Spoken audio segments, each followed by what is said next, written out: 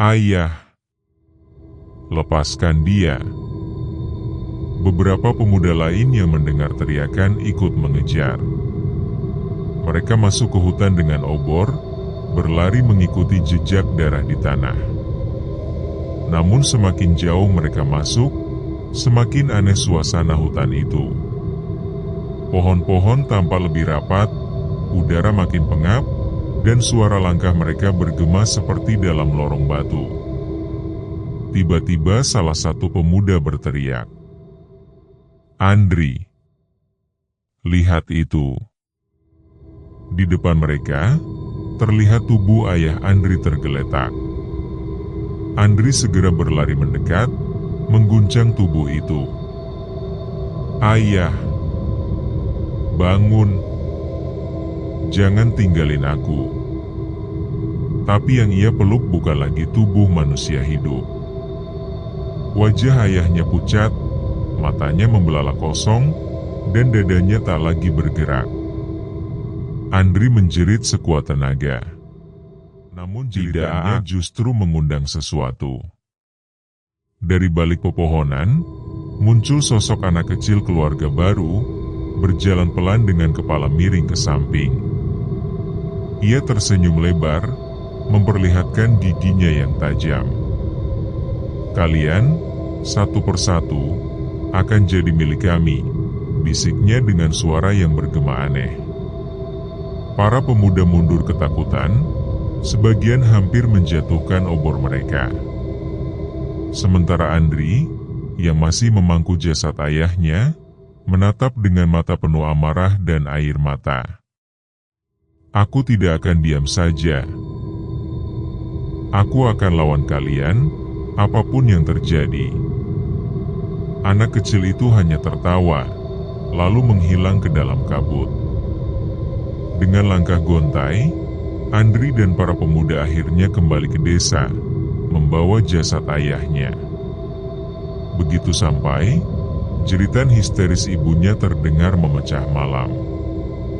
Warga yang lain terbangun, berkerumun, wajah-wajah mereka diliputi ketakutan. Pak Darmo berdiri di depan semua orang. Suaranya berat. "Kita sudah kehilangan satu warga. Dan kalau kita tidak segera bertindak, ini baru permulaan." Semua terdiam. Untuk pertama kalinya, desa itu benar-benar merasakan harga dari melawan makhluk asing yang mendiami rumah terkutuk itu, nyawa manusia. Pagi itu, desa diselimuti kesunyian yang tidak wajar. Biasanya, suara ayam berkokok dan anak-anak berlarian di jalan tanah sudah memenuhi udara. Namun kali ini, hanya terdengar angin berdesir pelan dan sesekali tangisan samar dari rumah Andri. Jasad ayahnya sudah terbaring di ruang tengah. Tubuhnya ditutupi kain putih seadanya, sementara warga berdatangan satu persatu untuk melayat. Tidak ada yang berani membuka kain itu lagi, karena wajah pucat dengan mata membelalak masih membekas dalam ingatan mereka yang ikut menjemput di hutan. Andri duduk di samping jasad ayahnya, matanya merah dan wajahnya bengkak karena menangis semalaman. Tangannya tak henti menggenggam tangan ibunya yang gemetar. "Bu, ayah gak pantas mati kayak gini," suaranya bergetar. Sang ibu hanya menggeleng, suaranya lirih. "Kita gak bisa apa-apa, Nak. Mereka terlalu kuat. Kita cuma manusia." Andri menunduk, lalu mengepalkan tangan. "Kalau kita diam saja, bakal ada korban lagi. Aku gak mau lihat ada yang lain mati kayak ayah." Bu Ratna, tetangga dekat mereka, mencoba menenangkan. "Andri, yang sabar ya. Kami semua ikut berduka. Tapi tolong, jangan nekat. Mereka bukan lawan kita." Andri menatapnya tajam, lalu berdiri. Kalau begitu siapa lawan mereka, Bu? Mau kita biarin aja sampai semua keluarga di desa ini habis?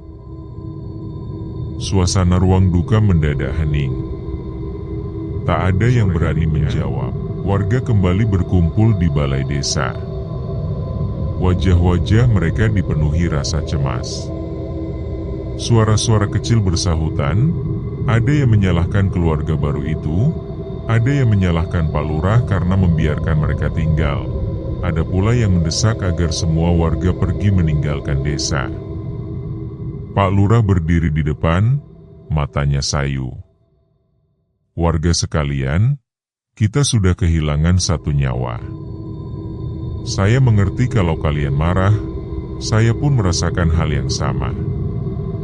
Tapi kita tidak bisa gegabah. Gegabah? Seru Pak Jaya.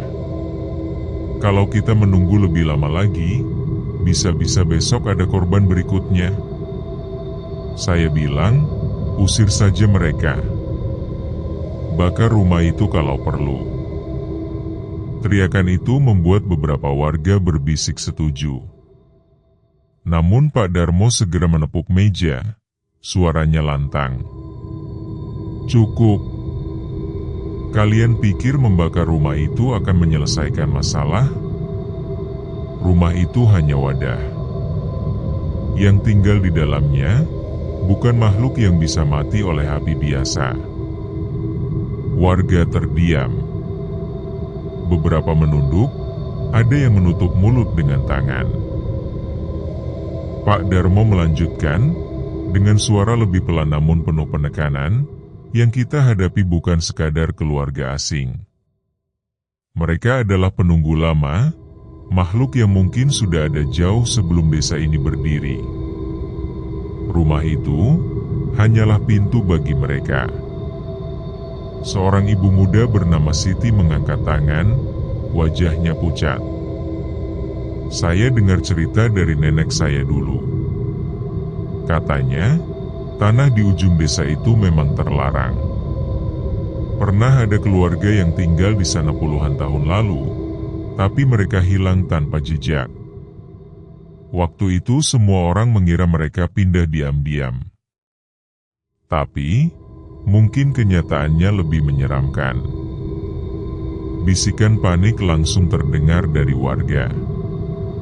Beberapa saling memandang dengan ketakutan. Pak Lurah menarik napas panjang. Kalau benar begitu, berarti kita harus cari tahu lebih banyak tentang asal-usul tanah itu. Mungkin ada jalan untuk menghadapinya. Andri, yang duduk di belakang, berdiri tiba-tiba. Matanya penuh amarah. Jalan apa lagi? Ayah saya sudah mati. Mau tunggu berapa korban lagi sebelum kita benar-benar bertindak?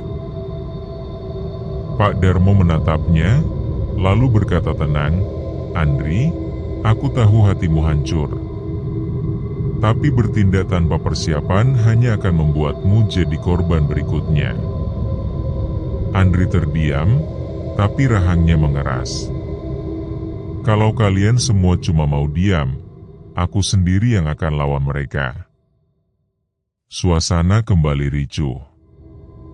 Menjelang malam, desa terasa lebih mencekam dari biasanya. Semua rumah menutup pintu dan jendela rapat-rapat. Obor dipasang di sepanjang jalan, tapi cahaya itu hanya membuat bayangan hitam semakin menari di dinding rumah. Di rumah Andri, ibunya duduk sambil merapal doa dengan suara bergetar. Sementara Andri duduk di teras, memegang parang yang diasahnya sejak sore. Matanya penuh dendam menghampiri. Andri menoleh, tatapannya tajam. Aku gak bisa duduk diam, Pak. Aku harus balas dendam. Pak Darmo menghela napas. Balas dendam tak akan kembalikan ayahmu. Kalau kau nekat, kau hanya akan memberi mereka makanan baru. Andri menggertakkan giginya, tapi tak menjawab. Tepat tengah malam, desa kembali diguncang. Kali ini bukan tangisan bayi yang terdengar, melainkan suara gamelan. Suara bonang, saron, dan gong menggema dari arah rumah baru itu. Warga yang masih terjaga langsung gemetar. Beberapa menutup telinga, sebagian bersembunyi di bawah selimut. Suara gamelan itu bukan merdu, melainkan sumbang, seperti dimainkan oleh tangan-tangan busuk yang tak tahu nada. Andri berdiri di depan rumahnya, menatap ke arah suara itu. Jauh di ujung jalan, rumah keluarga baru tampak berdiri dengan atap yang sudah setengah runtuh. Namun malam itu, di balik reruntuhan, cahaya merah berkelip-kelip, seolah ada pesta aneh yang sedang berlangsung. Andri berbisik pada dirinya sendiri. Apapun yang kalian rencanakan, aku akan menghentikan kalian. Malam setelah suara gamelan itu bergema, hampir semua warga tidak bisa tidur. Ketegangan menggantung di udara. Ada yang bersembunyi di balik pintu, ada pula yang terpaksa berjaga dengan lampu minyak yang terus dinyalakan. Di rumah Pak Darmo, sekelompok warga berkumpul diam-diam. Mereka yang hadir adalah orang-orang yang dianggap cukup berani atau cukup putus asa untuk mencari jawaban. Pak Lurah duduk di tikar, wajahnya lelah, matanya sayu. Di hadapannya ada Pak Darmo, Bu Ratna, Pak Jaya, serta dua pemuda desa yang ikut hadir, Andri dan Raka. Pak Lurah membuka suara. Kita tidak bisa lagi menutup mata. Suara gamelan semalam bukan hal biasa. Itu jelas sebuah pertanda. Dan kalau kita biarkan, mungkin besok ada nyawa lain yang melayang. Bu Ratna mengangguk, suaranya bergetar. Aku masih ingat cerita mendiang nenekku. Dia pernah bilang, tanah di ujung desa itu bukan tanah biasa. Katanya dulu ada padepokan di sana, tempat orang belajar ilmu hitam. Banyak orang hilang di sekitar situ. Pak Darmo menghela napas panjang, menatap mereka satu persatu. Apa yang dikatakan Bu Ratna benar. Aku pun mendengar kisah itu dari kakekku. Padepokan itu disebut Padepokan Bayangan Merah. Dulu, pemimpinnya seorang dukun sakti yang haus kekuasaan. Dia menanam banyak tumbal hidup di tanah itu, berharap bisa membuka gerbang ke dunia lain. Semua yang hadir terdiam. Suasana jadi lebih berat. Andri mengepalkan tangan. Jadi, rumah itu berdiri di atas tanah yang penuh tumbal. Pak Darmo menatapnya dengan serius. Ya, itulah sebabnya makhluk-makhluk itu betah di sana. Mereka bukan sekadar roh gentayangan, melainkan roh yang terikat oleh perjanjian kuno. Raka menelan ludah. Kalau begitu, siapa keluarga yang datang itu? Mereka manusia atau bukan? Sejenak, lalu menjawab pelan, mereka bukan manusia sepenuhnya. Mereka jelmaan. Wujud yang dipinjam dari dunia kita, tapi jiwa mereka sudah bukan jiwa manusia. Pak Jaya, yang biasanya galak, kali ini pucat pasi.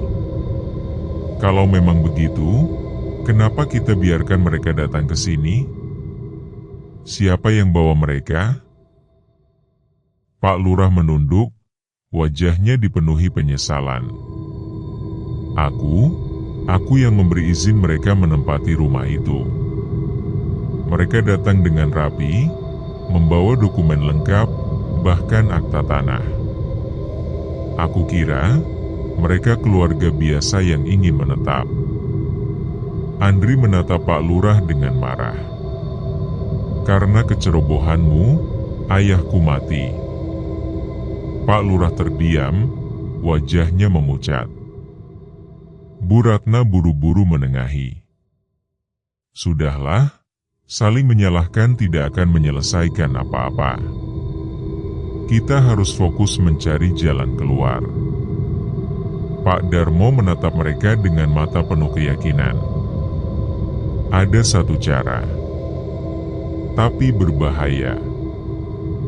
Semua mata memandang ke arahnya. Tanah itu bisa dinetralisir jika kita memutus ikatan perjanjian lama. Tapi untuk melakukannya, seseorang harus masuk ke pusat rumah itu, tepat di ruang bawah tanahnya. Di sanalah dukun dulu melakukan ritual pengikat. Andri langsung berdiri. Kalau itu satu-satunya cara, aku akan melakukannya. Pak Darmo menggeleng cepat. Kau terlalu muda. Aku pun belum tentu sanggup. Ruang itu dijaga. Makhluk-makhluk yang kita dengar semalam mungkin bagian dari penjagaannya. Tiba-tiba, dari luar balai desa terdengar suara samar, bisikan panjang yang menyerupai nyanyian. Semua orang terdiam, saling pandang dengan wajah ngeri. Dengar itu, Raka berbisik, tubuhnya gemetar. Pak Darmo berdiri perlahan, wajahnya tegang. Itu suara panggilan. Mereka tahu kita sedang membicarakan mereka. Andri melangkah ke pintu, menatap ke arah kegelapan. Dari kejauhan, di jalan menuju rumah terlarang itu, tampak bayangan samar-samar. Seperti barisan orang berjalan membawa obor, padahal tak ada warga yang berani ke sana malam ini. Andri bergumam lirih, mereka sedang memanggil kita.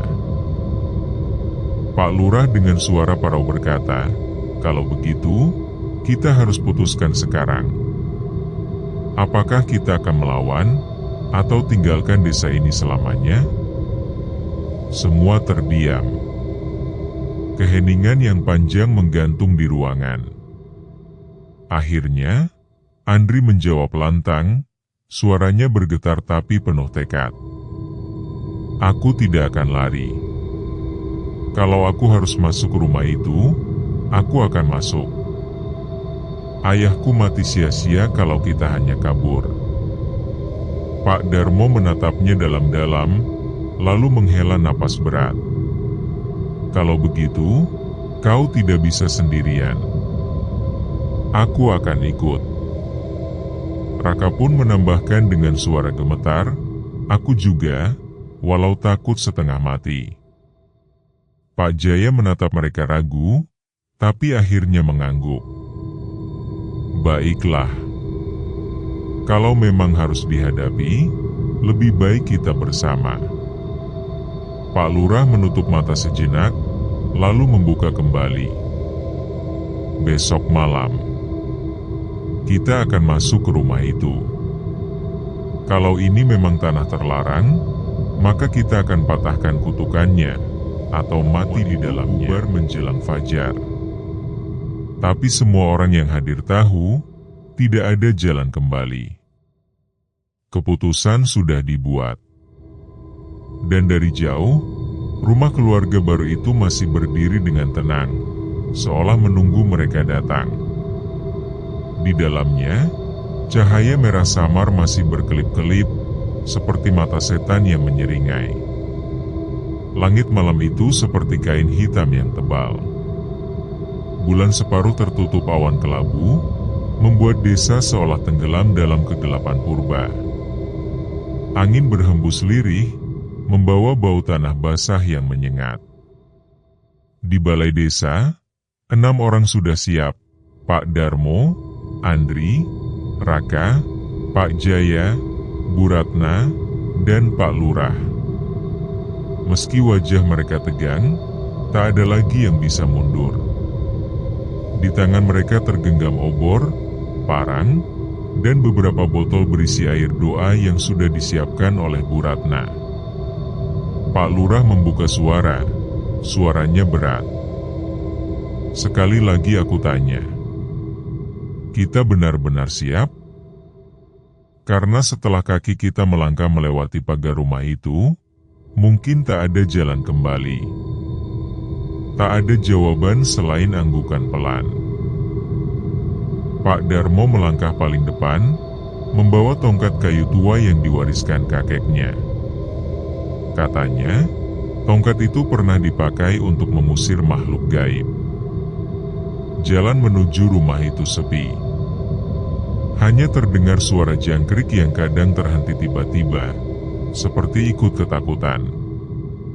Obor yang mereka bawa menari-nari, memantulkan bayangan panjang di tanah.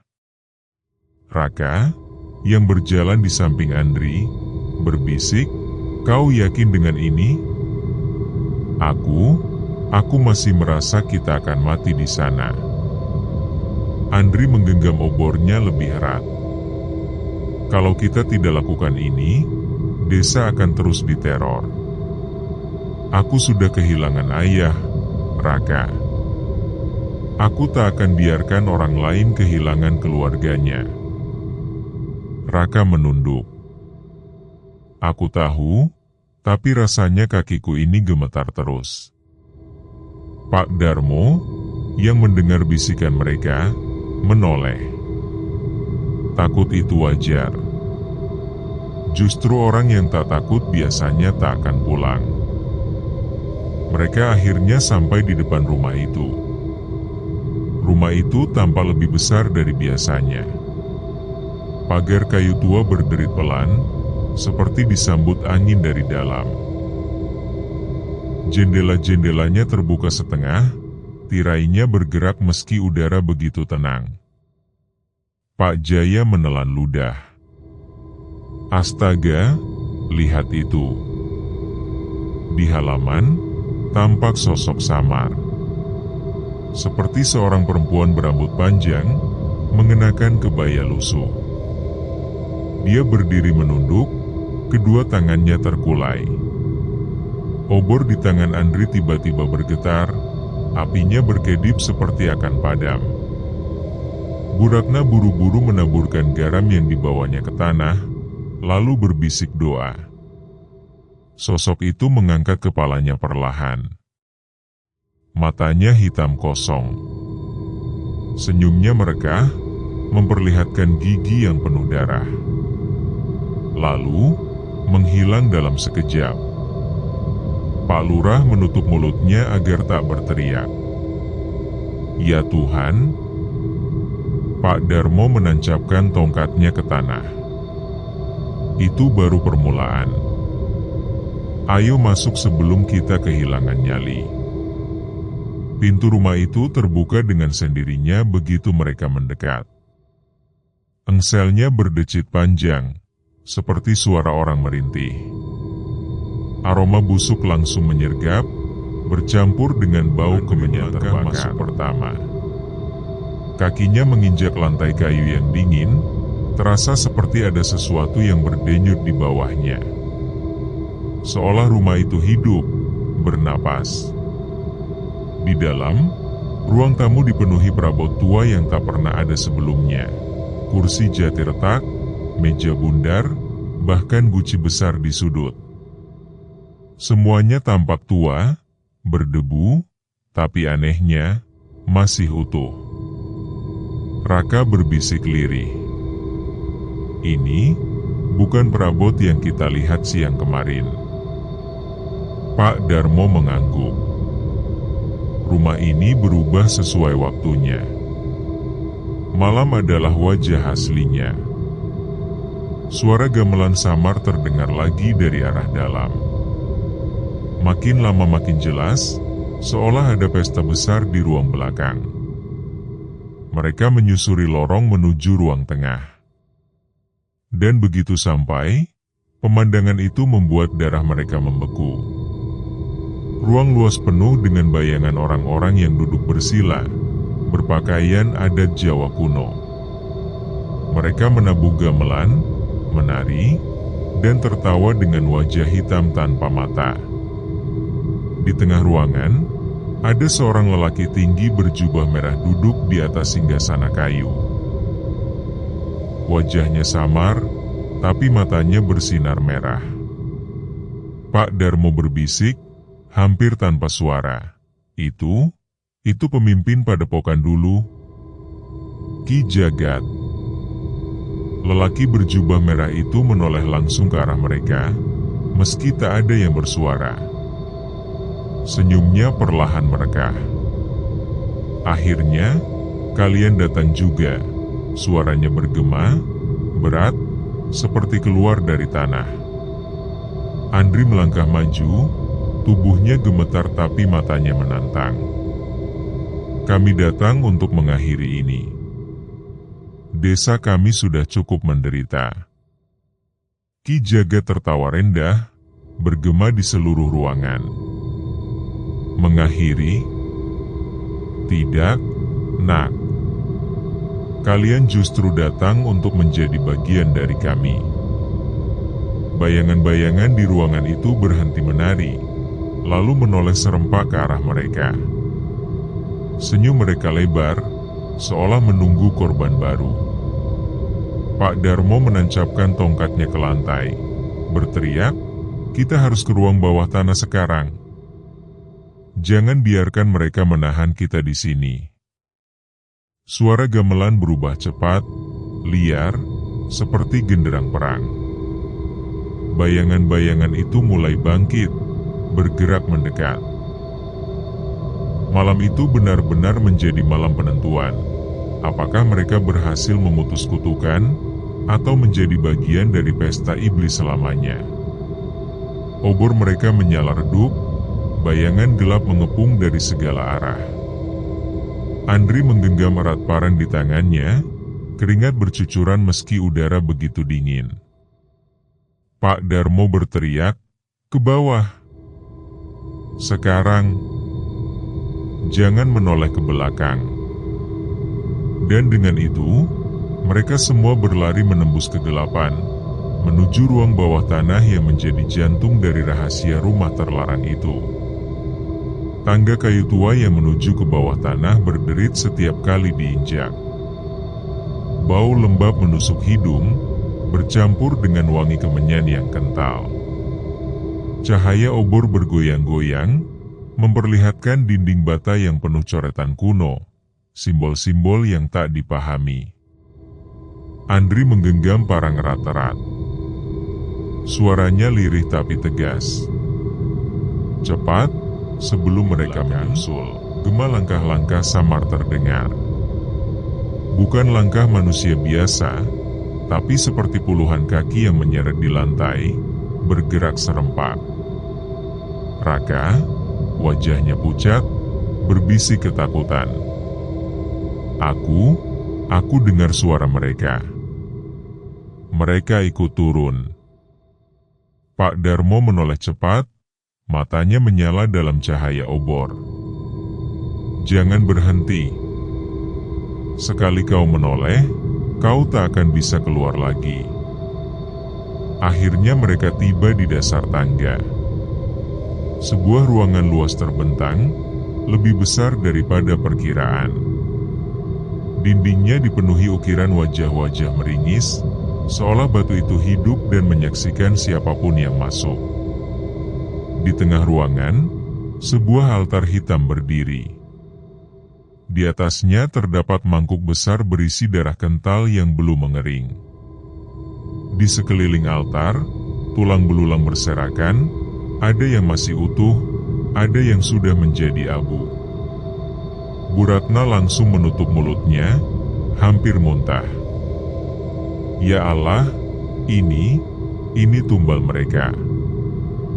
Pak Jaya mundur beberapa langkah, wajahnya penuh ketakutan. Tidak mungkin, ini bukan kerjaan manusia lagi. Pak Darmo menunduk, lalu berbisik lirih, inilah sumber kekuatan mereka. Jika kita hancurkan altar ini, kutukan mungkin berakhir. Sebelum mereka bisa bergerak, tanah bergetar. Dari balik bayangan altar, muncul sosok besar, tubuhnya hitam legam, matanya merah menyala. Tingginya hampir menyentuh langit-langit ruangan bawah tanah. Giginya runcing, taringnya meneteskan darah. Sosok itu menggeram, suara beratnya memenuhi ruangan. Tidak ada yang boleh menyentuh altar. Kalian akan menjadi tumbal berikutnya. Raka terhuyung, hampir jatuh saking takutnya. Ya Tuhan, apa itu? Pak Darmo menancapkan tongkatnya ke tanah, berteriak lantang. Itu penjaga altar. Bersiaplah semua. Kalau kita tak lawan dia, kita tak akan pernah bisa keluar hidup-hidup. Makhluk itu maju, setiap langkahnya membuat lantai bergetar. Andri berteriak sambil mengayunkan parang, mencoba menyerang, tapi pedang itu hanya menembus kabut hitam di tubuhnya. Makhluk itu tertawa. Manusia lemah, senjata kalian tak berarti. Pak Darmo memercikan air doa ke arah makhluk itu. Air itu mendesis, membuat kulit hitamnya melepuh. Makhluk itu meraung keras, membuat seluruh ruangan bergetar. Andri menoleh cepat ke Bu Ratna. Air doa. Siramkan lebih banyak. Bu Ratna dengan tangan gemetar menuangkan air doa ke altar. Seketika ruangan bergetar makin keras. Makhluk itu menjerit marah, matanya membara. Berhenti. Itu milik kami. Raka terjatuh, tangannya berdarah akibat serpihan batu. Dia menangis, suaranya pecah. Kita akan mati di sini. Andri menunduk, menggenggam bahu sahabatnya. Kau harus bertahan, Rak. Ayahku mati gara-gara tempat ini. Aku tak akan biarkan kita jadi korban berikutnya.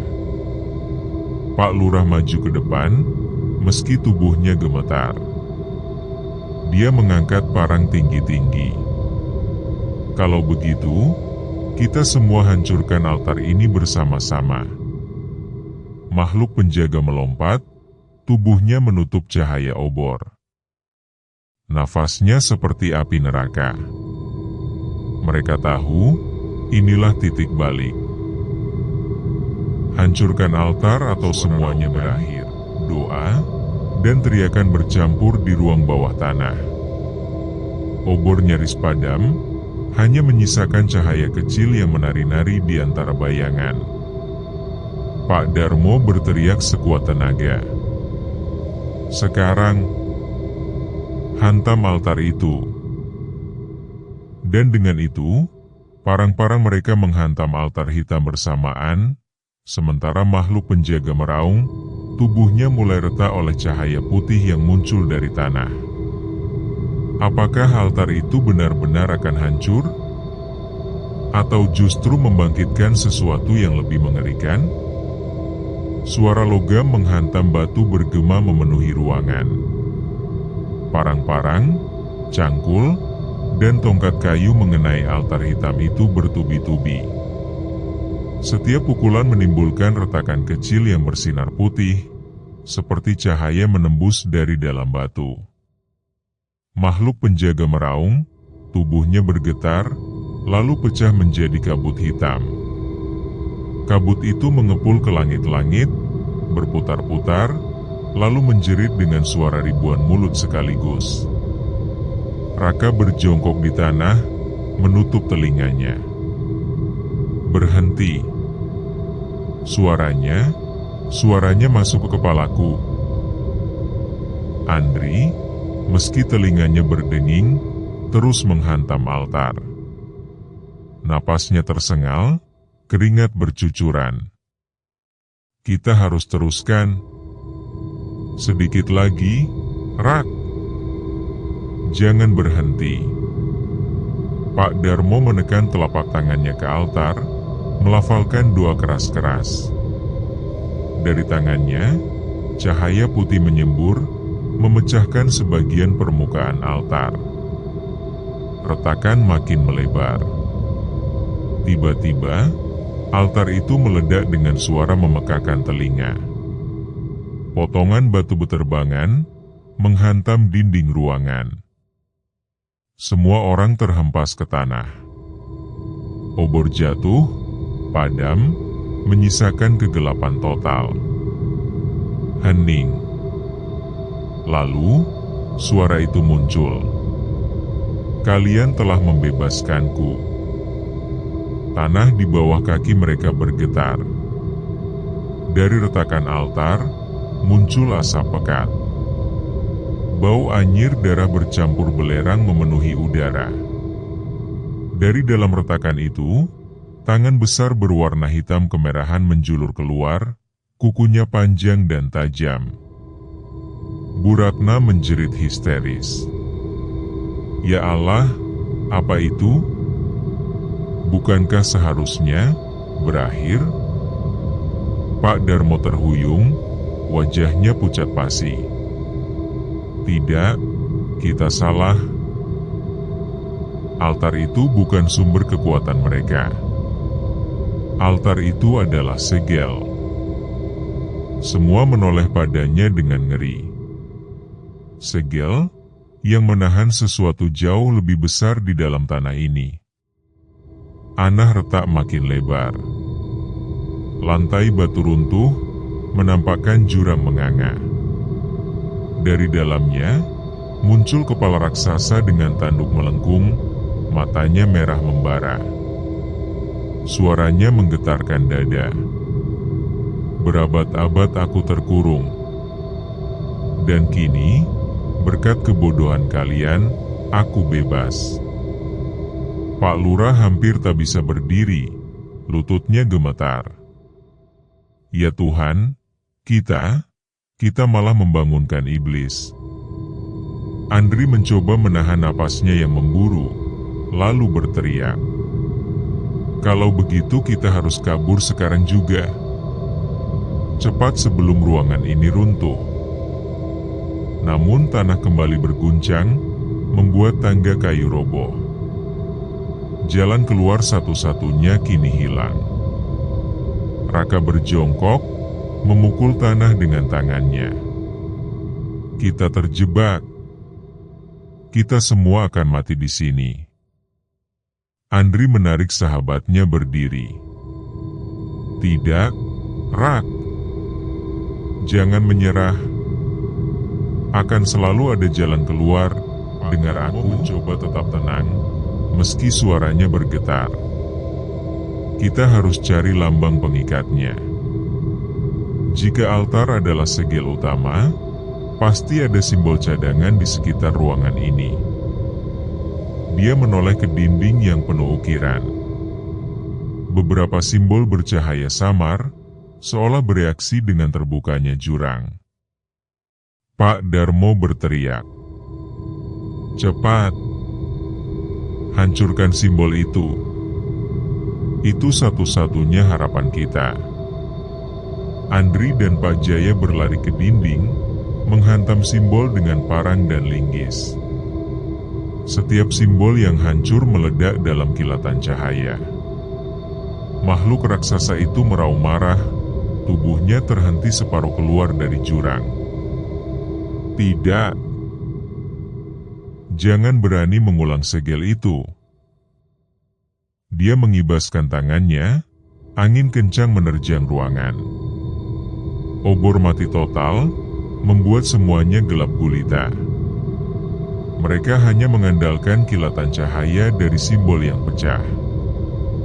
Bu Ratna berlari ke arah lain, tangannya gemetar saat menoreh simbol dengan batu tajam. Tolong cepat. Aku tidak kuat lagi. Raka, Meski ketakutan, akhirnya ikut memukul salah satu ukiran. Aku tidak mau mati di sini. Aku harus pulang. Suara dua Pak Darmo bercampur dengan raungan makhluk itu. Cahaya dari simbol-simbol makin terang, hingga seluruh ruangan bawah tanah bergetar hebat. Batu-batu di langit-langit runtuh, menimbulkan debu tebal. Di tengah kekacauan itu, Andri menoleh ke arah jurang, melihat mata raksasa itu menatapnya tajam. Mata yang seolah langsung menembus ke dalam jiwanya. Suara berat itu kembali bergema, memenuhi kepala mereka semua. Ini belum berakhir. Kalian hanya menunda, aku akan kembali. Dan dengan cahaya terakhir dari simbol yang pecah, seluruh ruangan meledak dalam sinar putih menyilaukan. Raka membuka matanya perlahan. Pandangannya buram, kepala terasa berat, telinga berdenging. Udara dingin menusuk kulitnya, berbeda sekali dari ruang bawah tanah tadi yang pengap. Ia mencoba bangun, tapi tubuhnya gemetar. Saat pandangannya mulai jelas, jantungnya seolah berhenti berdetak. Mereka tidak lagi berada di ruang bawah tanah. Semua orang kini tergeletak di jalan desa, tapi desa itu aneh. Rumah-rumah berdiri di tempat yang sama, tapi tampak reot, seakan berumur ratusan tahun. Pohon-pohon tinggi menjulang, cabangnya kering dan bengkok seperti tangan yang menjulur. Langit di atas mereka berwarna merah gelap, matahari tak terlihat, hanya kabut hitam yang berputar. Raka berbisik, suaranya serak. Ini bukan desa kita. Andri bangun dengan wajah penuh debu, lalu menoleh ke sekeliling. Ya Tuhan, apa ini? Apa kita diangkut ke tempat lain? Pak Jaya meraba tanah, lalu menggenggam pasir hitam yang aneh teksturnya. Ini seperti desa kita, tapi bayangannya semacam dunia cermin. Bu Ratna menjerit tiba-tiba, menunjuk ke arah lapangan desa. Lihat, lihat itu. Menoleh. Di lapangan yang biasanya ramai dengan anak-anak bermain, kini hanya ada ayunan berkarat yang bergoyang sendiri. Dan di bawah ayunan itu, tampak sosok-sosok hitam berdiri, tubuhnya samar seperti kabut. Mereka menatap lurus ke arah rombongan, tanpa mata, hanya lubang gelap di wajahnya. Pak Lurah terhuyung ke belakang. Kenapa? Kenapa mereka menatap kita begitu? Pak Darmo menarik nafas dalam, berusaha menguasai ketakutannya. Kita, sepertinya masuk ke alam gaib. Segel itu memang menahan sesuatu. Tapi ketika pecah, bukan hanya iblis yang terbangun. Kita terseret ke wilayahnya. Angin berhembus kencang. Dari arah pepohonan, suara-suara aneh terdengar, seperti bisikan banyak orang. Mereka memanggil satu persatu nama warga. Ratna A, Andri, Raka A. Raka menutup telinganya, gemetar ketakutan. Kenapa mereka tahu nama kita? Pak Darmo menatap lurus, wajahnya muram. Karena mereka sudah lama memperhatikan kita. Dari balik dinding antara dunia. Sosok-sosok hitam itu mulai bergerak mendekat. Gerakannya lambat, namun tanah yang mereka pijak meninggalkan jejak gosong. Andri mencabut parang yang masih ia genggam, meski tangannya bergetar. Kalau mereka makin dekat, kita lawan saja. Pak Jaya menahan bahunya. Tidak, Andri. Itu bukan makhluk yang bisa ditebas begitu saja. Mereka bukan tubuh, mereka bayangan. Pak Lurah menunjuk ke jalan utama desa. Lihat, jalan keluar kampung masih ada. Kita harus keluar dari sini sebelum mereka semakin dekat. Rombongan berlari tergesa. Nafas tersengal, jantung berpacu.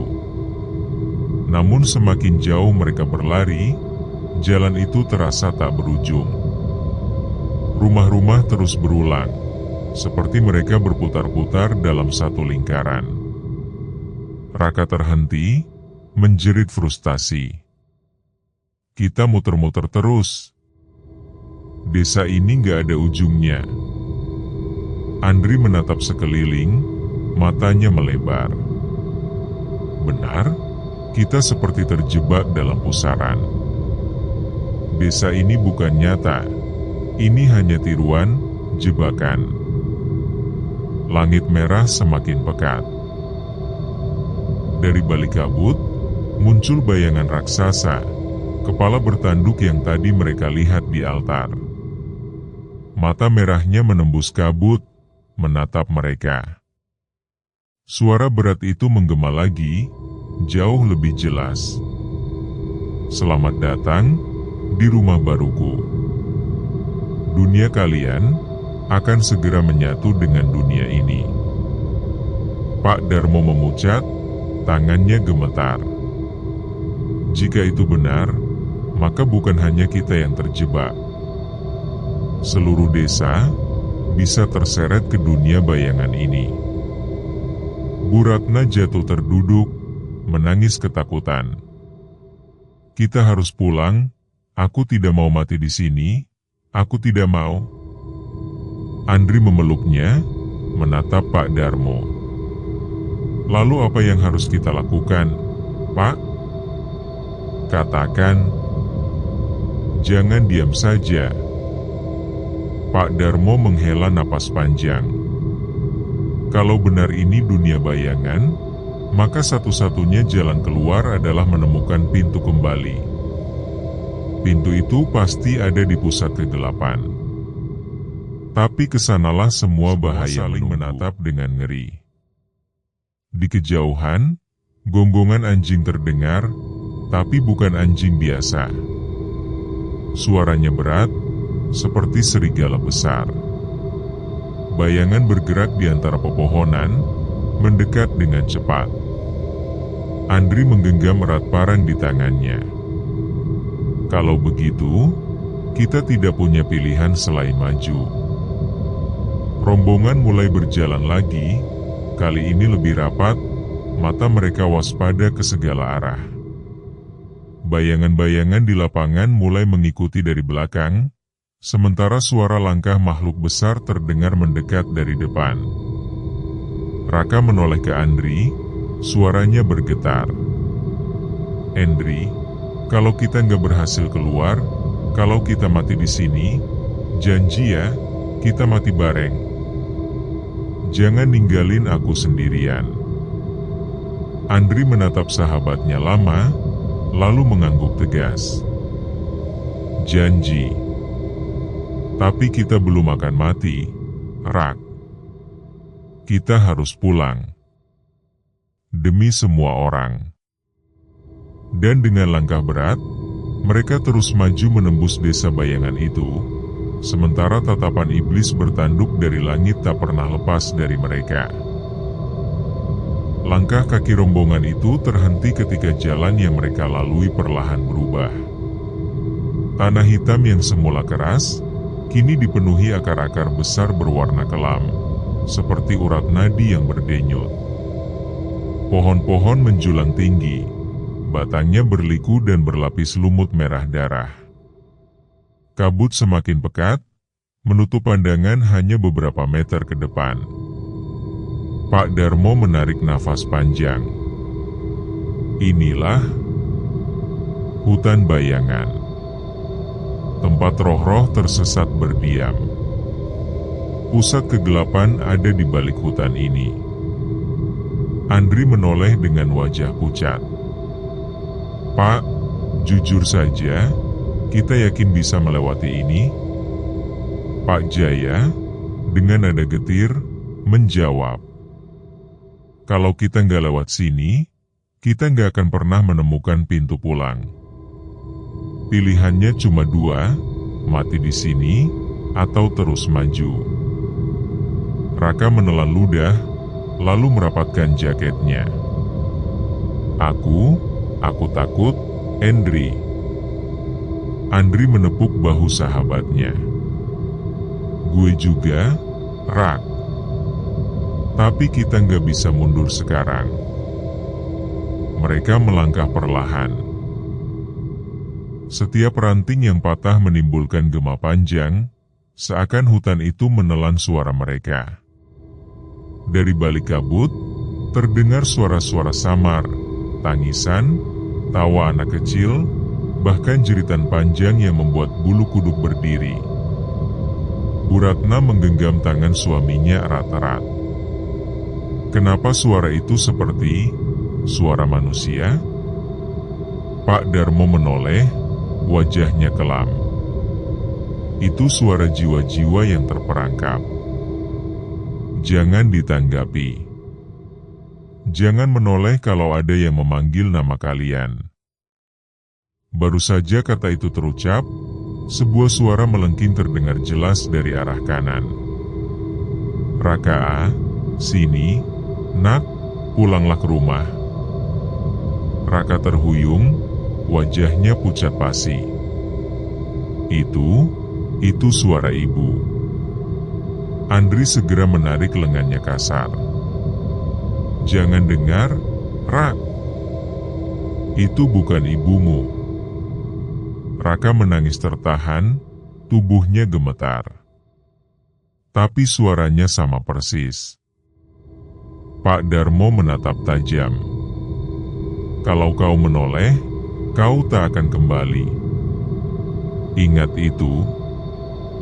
Semakin dalam mereka masuk, pohon-pohon itu mulai berubah.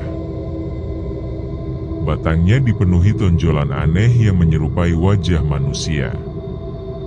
Mata kosong, mulut terbuka, seakan berteriak, namun tak ada suara yang keluar. Pelan. Ya, hutan ini tidak hanya memerangkap jiwa, tapi juga mengunyah mereka, menyatukan tubuh mereka dengan dirinya.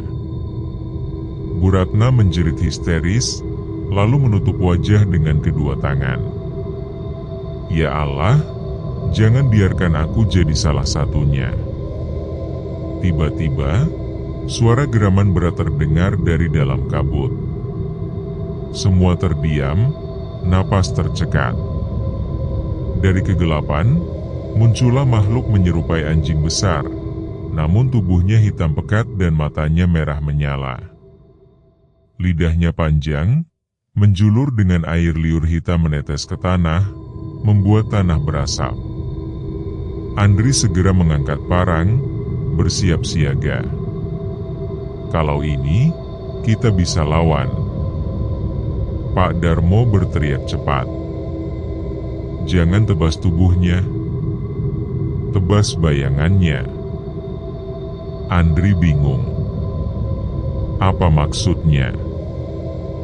Makhluk itu melompat. Refleks, Andri menangkis dengan parang. Anehnya, tebasannya hanya menembus tubuh hitam itu tanpa melukai. Tapi ketika Andri mengayunkan parang ke arah bayangan makhluk itu di tanah, makhluk itu menjerit keras, tubuhnya terhuyung, lalu hancur menjadi kabut. Raka melotot kaget. Ya Tuhan, ternyata benar. Pak Darmo mengangguk cepat. Ingat, di tempat ini, yang nyata adalah bayangan. Itu kelemahan mereka. Rombongan melanjutkan perjalanan. Namun tak lama kemudian, mereka menemukan sebuah jalan setapak di tanah, berlumuran darah segar. Bekas tapak kaki manusia terlihat jelas. Pak Lurah menunduk, wajahnya bingung. Ini tapak kaki siapa? Bukannya kita orang pertama yang masuk sini? Pak Jaya menghela napas berat. Jangan-jangan ada orang lain yang pernah terbawa ke sini. Raka menelan ludah. Atau ini jebakan, supaya kita mengikutinya. Pak Darmo menatap lurus, kemudian berkata dengan nada dingin. Apapun itu, kita tidak boleh keluar dari jalur.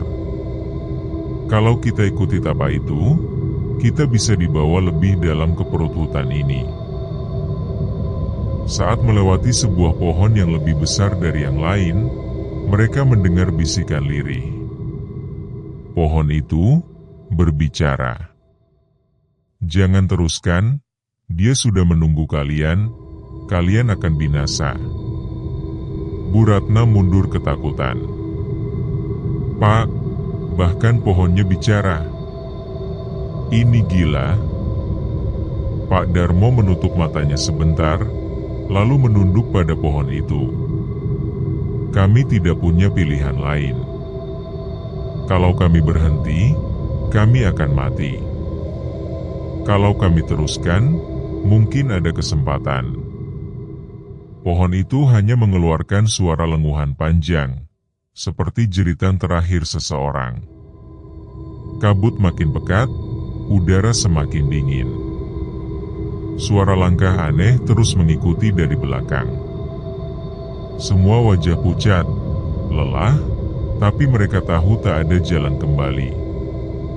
Raka berbisik pada Andri, suaranya hampir tak terdengar. Andri, aku takut kita nggak akan keluar dari sini. Andri menatap lurus ke depan, rahangnya mengeras. Kalau gitu, kita harus lawan rasa takut itu. Kita harus terus maju. Karena hanya dengan itu, kita bisa pulang. Dan tepat saat mereka hendak melangkah lebih jauh, suara gong besar menggema dari dalam hutan, membuat seluruh tubuh mereka bergetar. Gong itu terdengar seperti tanda bahwa sesuatu sedang menunggu mereka di kedalaman hutan. Udara, seolah datang dari segala arah sekaligus. Suaranya dalam, berat, dan memukul jantung setiap orang di rombongan.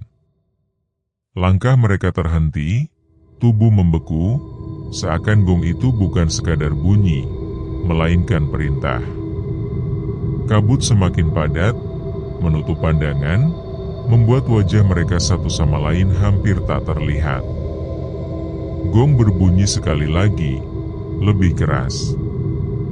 Suara itu bergetar sampai ke tulang. Pak Darmo menutup telinga, wajahnya pucat.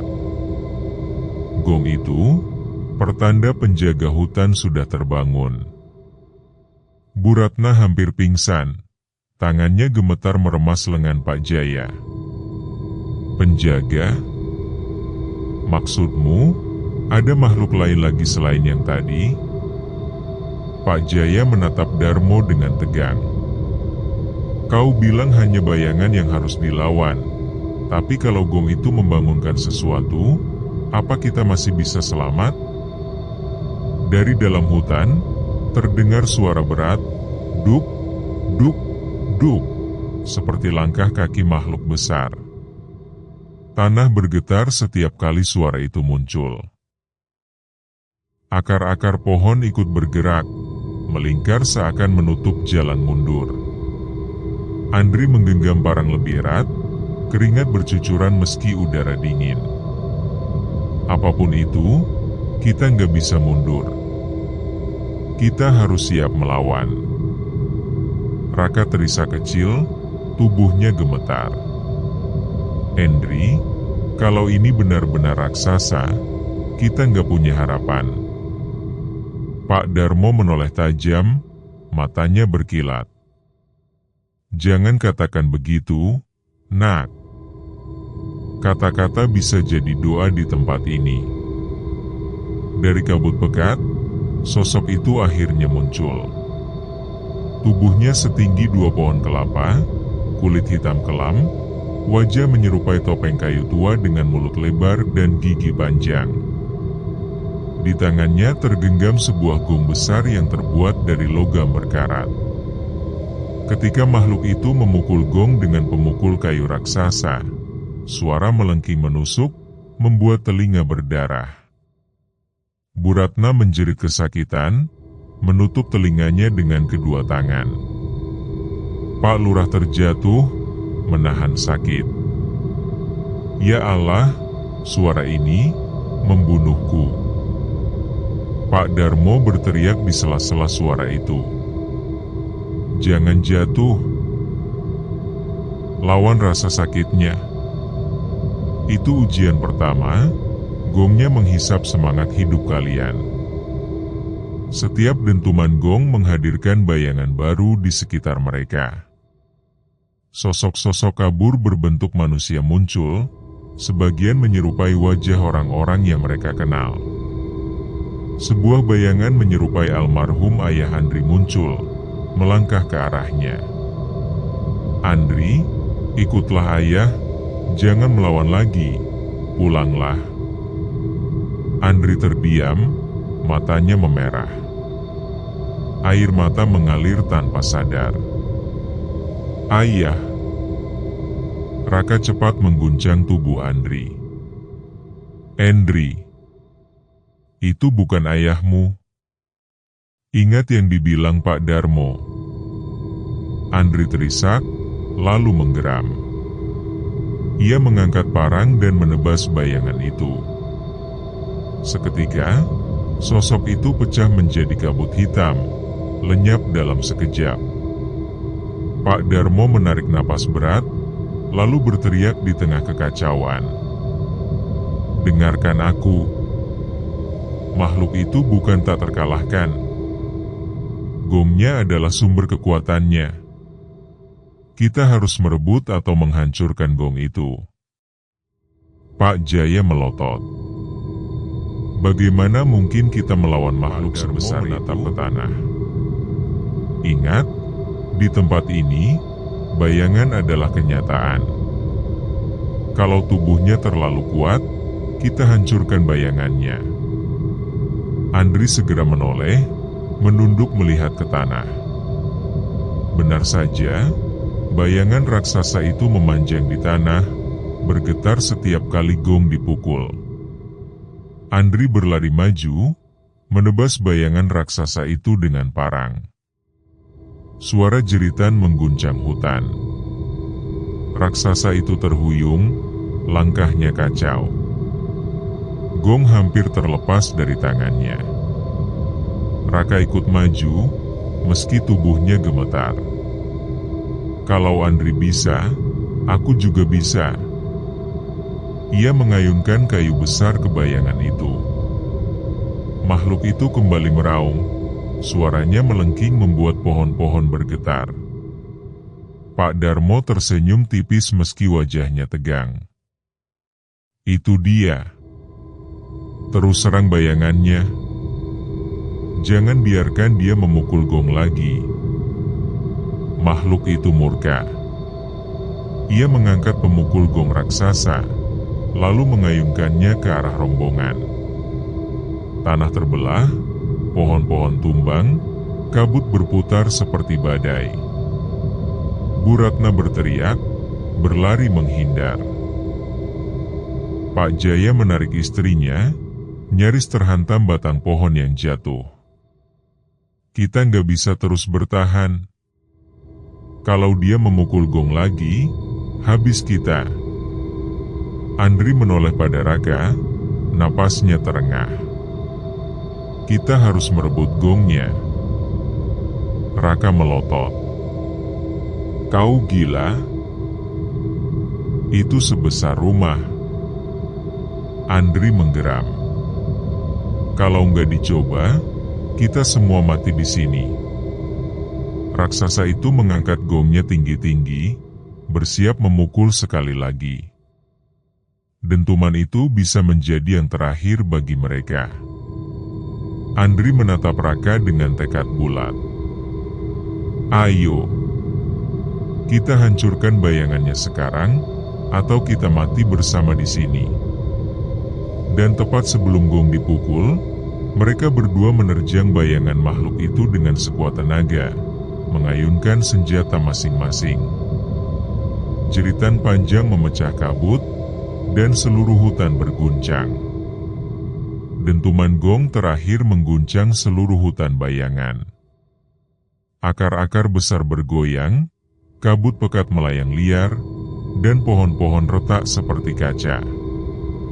Raksasa bertanduk yang memegang gong tersentak mundur, tubuhnya terhuyung. Andri dan Raka berdiri terengah-engah, napas memburu, parang dan kayu di tangan masih terangkat. Di tanah, bayangan raksasa terbelah, pecah menjadi serpihan kabut hitam yang berputar liar. Makhluk itu menjerit, jeritan berat, panjang, menggetarkan jiwa mereka. Suaranya terdengar seperti ribuan orang menjerit sekaligus. Pak Darmo menahan tangan mereka agar tetap fokus. Jangan takut, itu hanya bayangannya yang terkoyak. Fokus pada tubuhnya. Jangan biarkan gongnya dipukul lagi. Bu Ratna menunduk, gemetar hebat, hampir tak bisa bernapas. Ya Allah, suaranya, rasanya masuk ke tulang. Raksasa itu menjerit lagi, tubuhnya bergetar hebat. Setiap pukulan bayangan yang mereka lakukan membuat tubuhnya retak, bercahaya merah dari dalam. Gong raksasa itu hampir jatuh dari tangannya. Pak Lurah menunjuk ke arah bawah kaki raksasa. Lihat, ada retakan di tanah, sepertinya dia terhubung ke jurang itu. Itulah jalannya. Kalau kita bisa menjatuhkan gong, energi dari jurang itu bisa menahan makhluk ini sementara. Raka menatap Andri, wajahnya pucat tapi penuh tekad. Kita harus lakukan sekarang. Kalau tidak, kita semua akan binasa. Andri melompat maju, menebas bayangan di kaki raksasa. Raka mengikuti, menghantam bayangan dengan kayu besar. Makhluk itu meraung, kakinya tersandung, lalu jatuh ke tanah, gong terlepas dari tangan. Gong itu terguling ke retakan tanah, suara terakhirnya memekakkan. Segera setelah itu, tanah di bawah gong berkilat putih, cahaya kuat menyembur ke seluruh hutan, membakar kabut hitam yang menutupi mereka. Raksasa itu menjerit lebih keras, tubuhnya retak-retak. Jeritannya bergema di seluruh hutan bayangan, memecah pohon, mengusir bayangan lain yang ikut menempel pada mereka. Pak Darmo menatap dengan napas tersengal. Lihat, bayangan mereka mulai runtuh. Ini saatnya kita mundur. Rombongan mulai bergerak perlahan ke arah cahaya retakan. Kabut masih pekat, tapi bayangan raksasa mulai menghilang perlahan. Pohon-pohon yang sebelumnya menekuk dan menutup jalan mulai lurus kembali. Raka menoleh ke belakang, wajahnya penuh ketakutan. Apakah itu benar-benar pergi? Andri menggeleng. Kita tidak tahu, tapi setidaknya bayangannya sudah terkoyak. Itu memberi kita kesempatan. Bu Ratna menunduk, menenangkan napasnya. Terima kasih, ya Allah, kami masih hidup. Pak Darmo menatap seluruh rombongan dengan tegas. Kita belum pulang. Masih ada pusat kegelapan di depan. Tapi kita sudah membuktikan sesuatu. Kalau kita bersatu dan fokus pada bayangan, kita bisa bertahan. Tiba-tiba, dari kejauhan, terdengar bisikan halus. Kalian mengira sudah menang?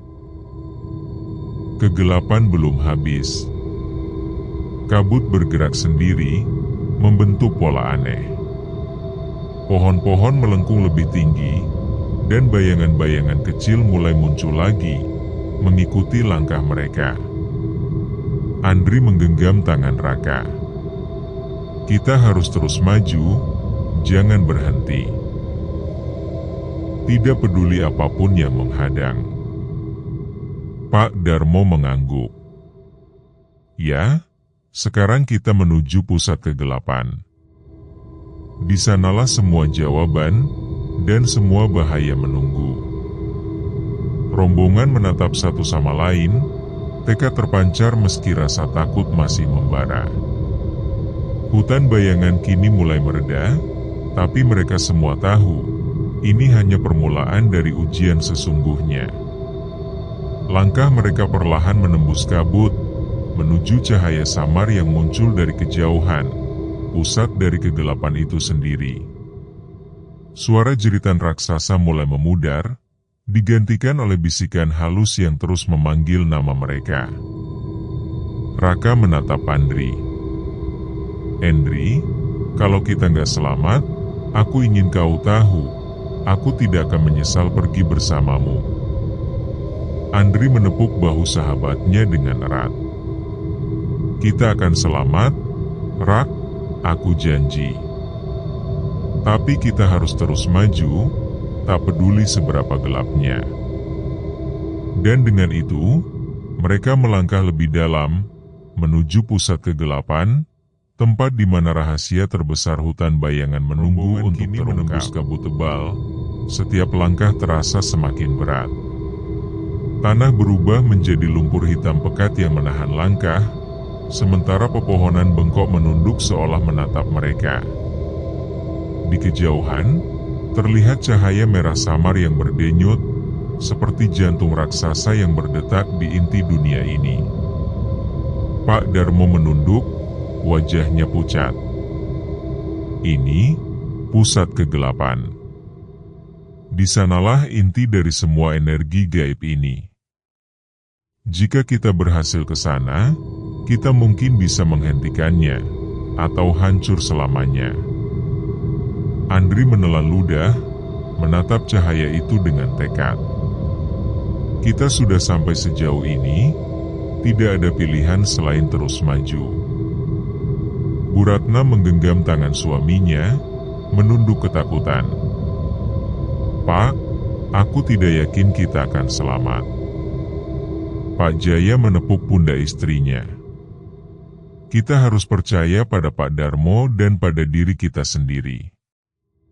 Kalau kita berhenti sekarang, kita mati. Saat mereka semakin dekat, kabut mulai bergerak sendiri, membentuk sosok-sosok hitam tinggi, menutupi jalan mereka.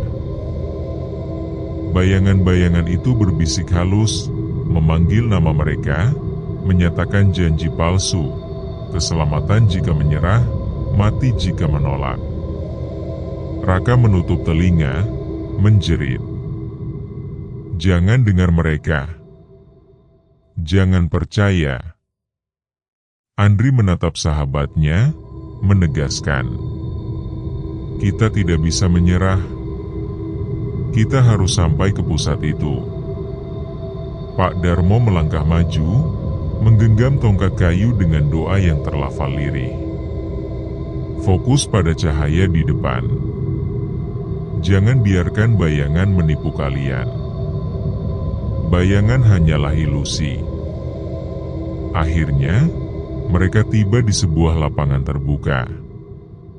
Di tengahnya, tanah terbelah membentuk jurang besar, dari mana cahaya merah itu memancar.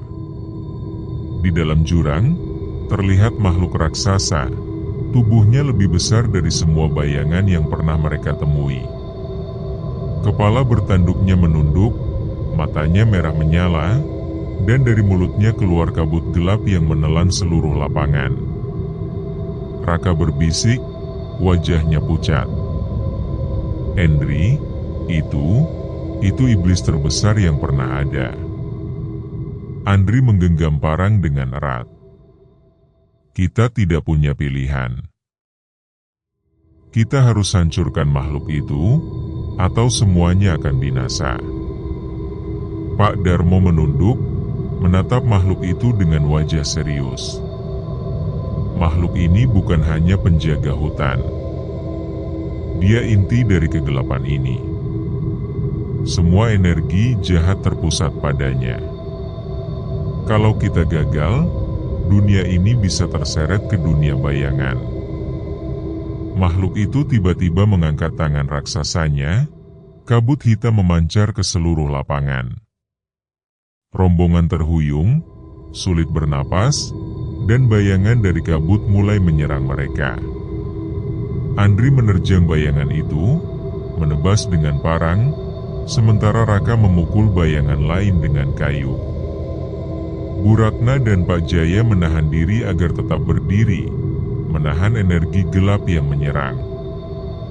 Pak Darmo menekankan tangan ke tanah, melafalkan doa keras-keras. Cahaya putih memancar dari tangannya, menahan serangan bayangan sejenak. Kita harus menyerang inti kegelapan bersamaan. Jika tidak, kita semua akan tersedot. Raka menatap Andri. Sekarang, Andri. Mereka saatnya menuju jurang, menyerang tubuh raksasa itu sekaligus. Setiap pukulan pada bayangannya menyebabkan jeritan mengerikan, tanah bergetar, dan kabut hitam berputar liar. Makhluk itu menjerit keras, tubuhnya mulai retak, cahaya merah dari dalam perlahan berubah menjadi putih.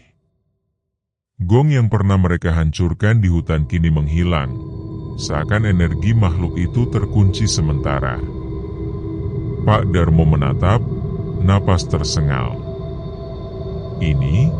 Ini kesempatan kita untuk mengikat kembali inti kegelapan ini. Andri, Raka, Pak Lurah, dan Bu Ratna bekerja sama menghancurkan bayangan di sekitar makhluk itu, fokus pada inti tubuhnya yang bercahaya merah. Setiap pukulan memancarkan percikan cahaya yang semakin terang. Makhluk itu meraung, suara yang terdengar seperti ribuan jiwa dicampur menjadi satu. Kalian tidak akan menang. Kegelapan akan selalu kembali. Namun perlahan, cahaya putih semakin dominan, menelan kabut hitam, dan tubuh raksasa itu terbelah perlahan. Jeritan terakhirnya menggema ke seluruh hutan bayangan. Ketika jeritan itu reda, hutan di sekitar mereka mulai berubah. Kabut menipis, pohon-pohon lurus kembali, tanah retak menutup sendiri. Cahaya merah pusat kegelapan perlahan menghilang, digantikan cahaya pagi samar. Raka menatap Andri dengan mata berair. Kita berhasil? Andri menunduk, tubuhnya lelah tapi tegas. Setidaknya, kita menahan kegelapan. Tapi ingat, Rak, dunia ini masih rapuh. Dan kita baru saja menyelesaikan separuh perjalanan. Pak Darmo menepuk pundak mereka semua. Kalian semua kuat. Tapi jangan lengah. Dunia bayangan selalu menunggu kesempatan untuk muncul kembali. Dan dengan itu, mereka berdiri di pusat hutan, lelah, penuh luka, tapi selamat untuk sementara waktu. Hutan bayangan kini mulai menyingkap jalan keluar. Kabut yang pekat perlahan memudar, pohon-pohon kembali lurus, dan udara terasa lebih ringan. Namun kelegaan itu hanya sementara. Rasa lelah, luka, dan ketegangan membuat langkah mereka berat, sementara bayangan-bayangan samar terus mengintai dari pinggir hutan. Pak Darmo menatap rombongan, wajahnya serius. Kita harus tetap waspada. Meski inti kegelapan terkoyak, dunia bayangan masih belum sepenuhnya aman. jalan pulang ini bisa jadi jebakan lain. Bu Ratna menggenggam tangan suaminya, wajah pucat tapi bertekad. Pak, aku tidak mau ada kejutan lagi. Aku sudah terlalu banyak melihat hal mengerikan. Pak Jaya menepuk pundaknya. Kita semua sama, Bu Ratna. Tapi kita harus tetap maju. Kita sudah terlalu jauh untuk mundur. Raka menoleh ke Andri, napasnya tersengal. Andri, aku merasa mereka masih mengikuti kita. Aku bisa merasakan mata mereka di belakang kita. Andri menunduk, menatap jalan yang berliku di depan. Ya, Rak, aku juga merasakannya. Tapi jangan takut. Kita harus terus berjalan, pelan tapi pasti. Jangan sampai mereka bisa mengelabui kita lagi. Mereka berjalan, semakin banyak bayangan samar yang muncul di antara pepohonan. Sosok-sosok itu tidak menyerang langsung, hanya mengikuti, bergerak cepat, menempel di tepi pandangan mereka. Raka menjerit kecil ketika melihat sosok menyerupai temannya di desa. Sosok itu melambai, tersenyum sinis, lalu menghilang begitu mereka menoleh. Andri, itu Amir, atau bayangannya? Andri menggenggam lengan sahabatnya. Bayangan itu bisa meniru orang yang kita kenal. Jangan pernah percaya. Fokus ke jalan depan. Pak Darmo menunduk, mengucapkan doa perlahan. Kita harus menjaga fokus. Bayangan memanfaatkan rasa takut dan keraguan kita. Jangan biarkan mereka masuk ke pikiran kalian. Tiba-tiba, tanah di depan mereka retak. Jalan yang mereka lalui terbagi menjadi 2 jalur. Keduanya tampak sama gelap dan berliku. Cahaya dari pusat kegelapan sudah tidak terlihat lagi, membuat mereka ragu. Pak Lurah menatap anak buahnya, khawatir. Kita ambil jalur mana? Keduanya terlihat sama. Pak Darmo menatap tanah dan langit, lalu menunjuk ke jalur kanan. Jalur ini lebih stabil. Tapi tetap waspada, kita tidak tahu jebakan apa yang menunggu. Andri menghela napas panjang. Kalau salah jalan, kita bisa terseret lagi ke dunia bayangan. Kita harus berjalan perlahan, jangan terburu-buru. Raka menggenggam kayunya erat-erat, tubuhnya gemetar. Aku tidak suka ini, aku tidak suka sama sekali. Saat mereka melangkah perlahan, terdengar jeritan panjang dari kejauhan. Suara itu seperti mengiris telinga, mengguncang tanah, dan membuat pohon-pohon ikut bergoyang. Bu Ratna menjerit, menunduk. Ya Allah, itu bukan suara manusia, itu. Pak Darmo menatap jauh ke depan, menahan gemetar. Itu bayangan yang masih tersisa. Mereka mencoba menyeret kita kembali. Jangan menoleh. Terus maju. Andri menggenggam tangan Raka. Kita tidak boleh berhenti. Sekalipun suara itu memanggil nama kita, jangan menoleh. Raka menelan ludah, menunduk, lalu mengikuti Andri dengan langkah gemetar.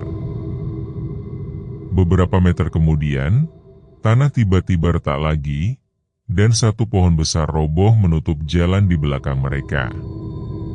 Rombongan terpaksa terpecah menjadi 2 kelompok kecil untuk melewati jalur sempit yang tersisa. Pak Darmo menatap masing-masing kelompok. Jangan berhenti. Tetap dekat satu sama lain. Kalau ada yang terseret, kita tarik bersama. Jangan biarkan siapapun sendiri. Andri menatap Raka dan Bu Ratna. Kita tetap bersama. Tidak ada yang ditinggal. Raka mengangguk, napasnya terengah. Ya, aku ikut kalian. Di jalur sempit, mereka melihat bekas jejak bayangan raksasa yang baru saja terkoyak. Tanah gosong dan bercahaya merah samar membuat bulu kuduk meremang. Pak Jaya menunduk, menatap jejak itu.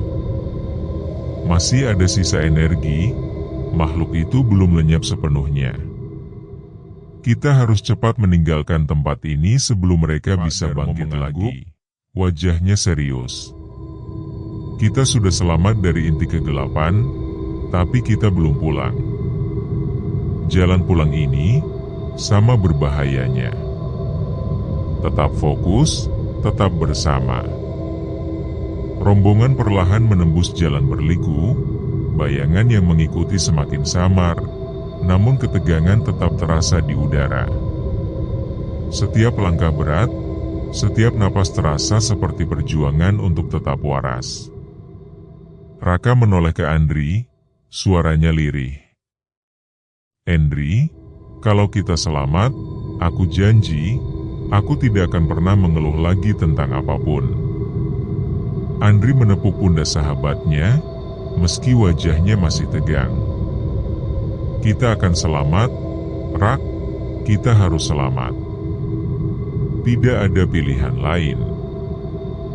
Dan dengan langkah berat namun tekad yang kuat, mereka terus maju, menembus jalan pulang yang masih penuh jebakan dan kegelapan, meninggalkan sisa-sisa inti kegelapan di belakang mereka. Langkah demi langkah, rombongan mulai merasakan perubahan di udara. Kabut yang menyesakan perlahan menipis, dan udara yang tadinya dingin dan berat kini terasa lebih ringan. Pohon-pohon yang menekuk dan menyeramkan mulai lurus kembali, meskipun beberapa masih tampak pucat dan mati. Pak Darmo menatap ke depan, wajahnya serius tapi ada secercah lega. Kita sudah mendekati batas dunia bayangan. Lihat cahaya itu mungkin satu-satunya jalan keluar dari kegelapan ini. Andri menatap cahaya samar di kejauhan, sorot matanya bersinar. Lihat, Rak, itu pasti cahaya yang menandai jalan pulang. Kita hampir sampai. Raka menghela napas panjang, tubuhnya gemetar. Setelah semua ini, aku benar-benar ingin pulang, Andri. Aku tidak mau melihat satupun bayangan lagi. Namun ketenangan itu semu.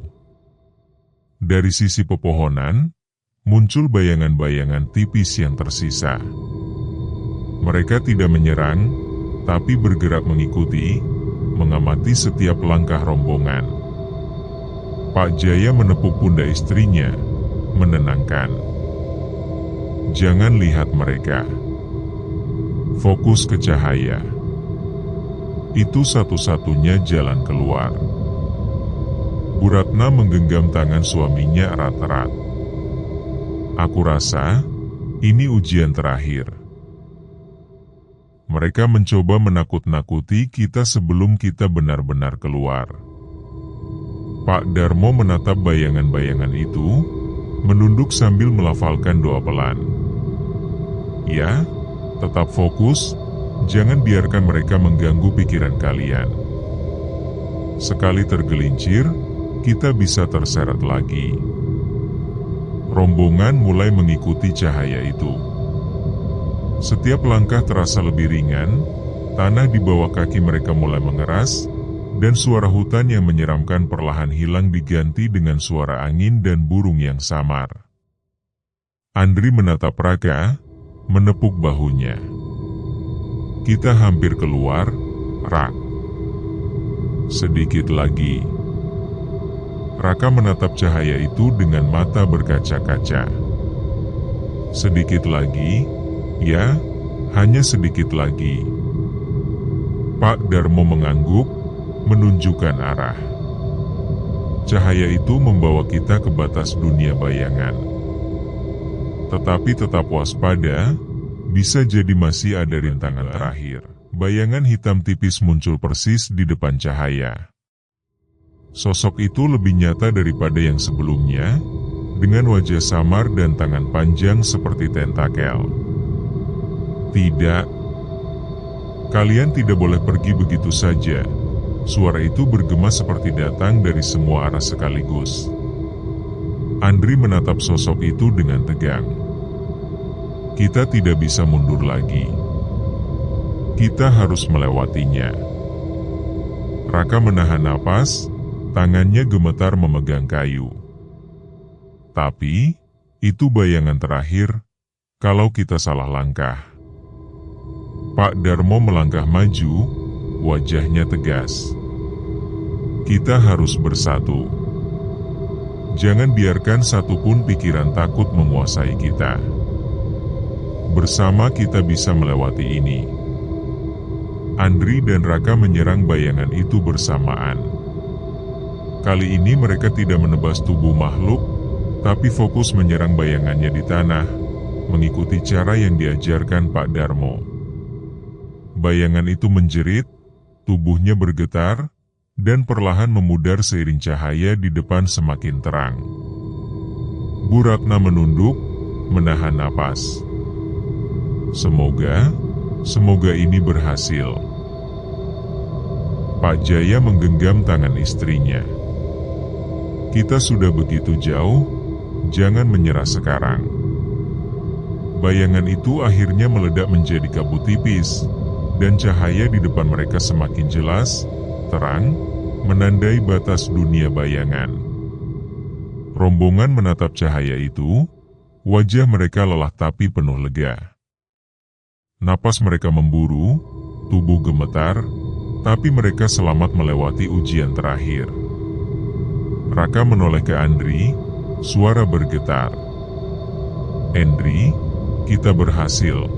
Kita keluar dari semua ini. Andri menepuk bahu sahabatnya, wajahnya penuh air mata.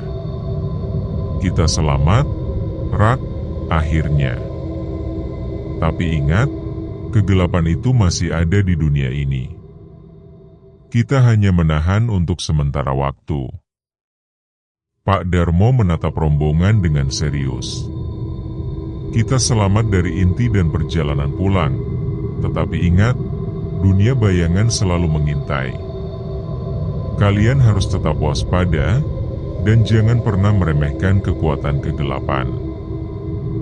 Dengan satu langkah terakhir, rombongan melewati cahaya itu. Kabut hilang sepenuhnya, dan mereka berada di tepi hutan yang mereka kenal. Desa nyata yang tenang, pagi yang hangat menyambut mereka. Suara burung, angin, dan kehidupan sehari-hari terdengar begitu nyata, menghapus semua bayangan mengerikan yang baru saja mereka alami. Raka menunduk, meneteskan air mata. Ya Allah, akhirnya kita pulang. Andri menatap sekeliling, masih waspada. Kita pulang, tapi jangan lupa, Rak, perjalanan ini mengajarkan kita bahwa kegelapan bisa muncul kapan saja. Bu Ratna memeluk suaminya, lega. Kita hidup, kita semua selamat. Dan dengan langkah perlahan tapi mantap, mereka melangkah meninggalkan hutan bayangan, membawa luka, pelajaran, dan tekad untuk menghargai kehidupan yang baru saja mereka selamatkan. Menembus dedaunan di tepi hutan, menciptakan bayangan lembut di tanah. Rombongan berdiri di sana, lelah, penuh luka, tapi selamat. Hutan bayangan kini tampak biasa, tenang, damai, seperti tidak pernah ada kegelapan yang mengintai di dalamnya. Raka menarik napas panjang, matanya menatap pepohonan dengan rasa syukur. Kita benar-benar keluar, aku masih hidup. Andri menepuk pundaknya. Kita semua masih hidup, Rak. Dan itu yang terpenting. Tapi jangan lupakan apa yang kita alami. Kegelapan itu nyata, dan kita baru saja menahannya, bukan menghancurkannya. Pak Darmo menunduk sejenak, menatap ke arah hutan. Kita telah belajar satu hal penting. Kegelapan bukan hanya di luar, tapi juga di dalam diri kita. Rasa takut, keraguan, dan keserakahan bisa menjadi bayangan yang menghantui kapan saja. Hari ini, kalian semua membuktikan keberanian dan kekuatan hati. Bu Ratna menatap Pak Jaya, memeluk erat tangan suaminya. Kita hidup, kita bisa kembali ke rumah, menikmati kehidupan sederhana. Tapi aku tidak akan pernah melupakan apa yang terjadi di hutan itu. Pak Jaya mengangguk, wajahnya masih tegang. Kita harus menjaga diri, menjaga desa, dan tidak pernah menganggap enteng apapun yang tampak sepele. Hutan itu mengajarkan kita pelajaran keras. Rombongan berjalan pelan menuruni jalan setapak, meninggalkan hutan yang telah memberi mereka pelajaran teror yang tak terlupakan.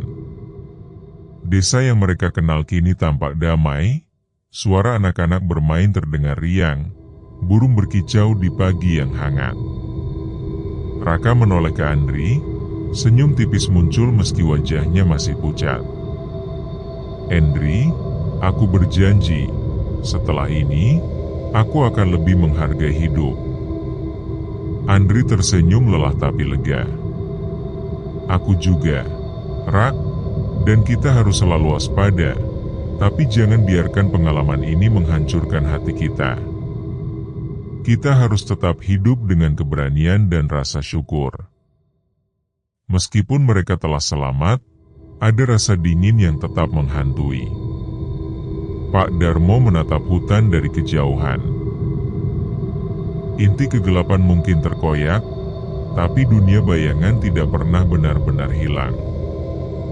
Ia menunggu kesempatan berikutnya. Kita harus waspada dan selalu mengingat pelajaran ini. Raka menelan ludah, menatap pohon-pohon di kejauhan. Jadi, kita benar-benar aman? Pak Darmo tersenyum tipis, menatap mereka semua. Untuk saat ini, ya. Tapi selalu ingat, kegelapan ada di mana-mana, dan terkadang ia menyamar sebagai hal yang paling biasa. Keberanian kalian hari ini adalah perisai untuk hidup kalian besok.